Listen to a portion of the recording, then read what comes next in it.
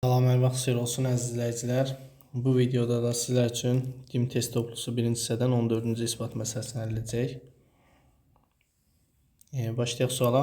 Bizə deyir ki, iki çevrənin kəsişmə nöqtəsindən onların diametrləri çəkilmişdir.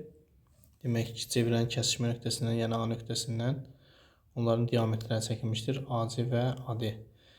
İsbat edin ki, bu diametrlərin digər ucu nöqtələri, yəni C və D nöqtələri və çevrələrin digər kəsişmə nöqtəsi bir düz xətt üzərində yerləşir. Yəni CBD-nin bir düz xətt üzərində yerləşdiyini bizə deyir ki, bunu isbat edin.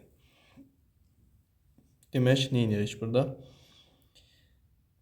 A və B nöqtələrini birləşdirsək, və buradan da O2B ilə və O1B-ni birləşdiririk. Diqqət edək. Burada bir üçbucaqlar aldıq. Demək, üçbucaqlar aldıq.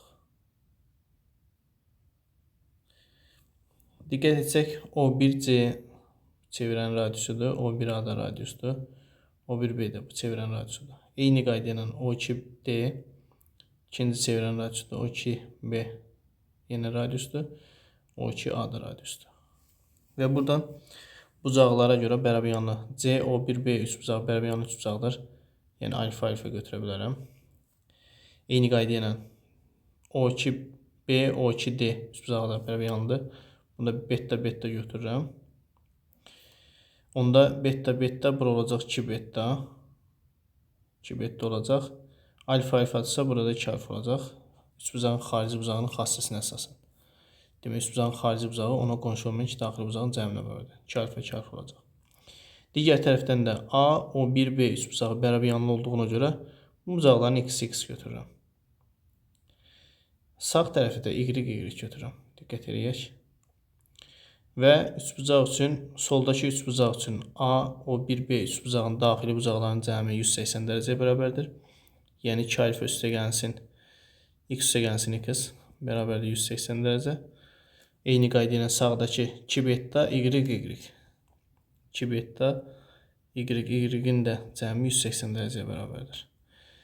Buradan biz birincisindən 2 alfa üstəgəl 2x 180, yəni 2-ni mötərizə xaricdən çıxarsaq alfa plus x bərabərdir 180 və buradan alfa plus x-in 180 bölü 2, yəni 94 dərəcə olduğunu alarıq. Eyni qaydanı ikinci üstündə tətbiq eləsək beta plus y-in də 90 dərəcə olduğunu alarıq.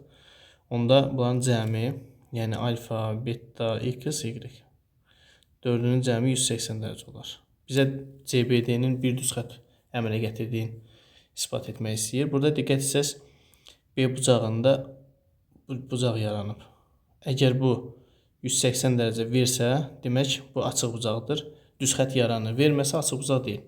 Yəni düz xətt yaranmır. B bucağı, yəni CBD bucaq, CBD bucağı bərabərdir.